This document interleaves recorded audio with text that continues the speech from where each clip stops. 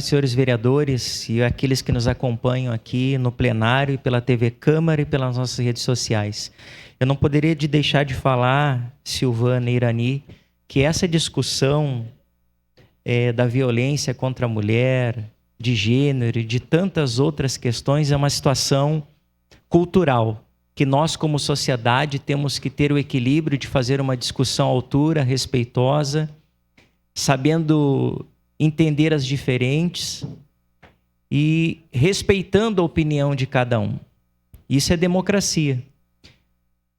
Como homem, como ser humano, eu penso que uma sociedade que possa se estabelecer numa construção, é preciso que haja, sim, esse quebra de paradigma, é preciso que a gente realmente discuta cada vez mais a respeito deste tema, mas também é importante dizer, como partido político, como também presidente hoje do Republicanos, dizer que no Republicanos a mulher não é considerada como cota, ela é essencial, ela faz a diferença.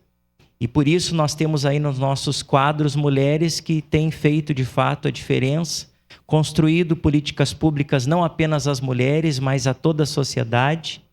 E é importante que, de fato, as mulheres possam cada vez mais se encorajar, mulheres, para se colocar à disposição, principalmente no que diz respeito à situação da política, porque tenho certeza que pode colaborar muito, porque a mulher é mãe, é sensível, sabe muito bem as dificuldades do dia a dia e é importante para uma construção de uma política pública. Faço menção de que daqui a pouco, neste ano eleitoral, possa haver possibilidades de termos mulheres não apenas como pré-candidatas a vereadoras, mas também nas majoritárias, dando então uma distribuição e elencando a sociedade, de fato, condições de uma representação. Era isso. Muito obrigado.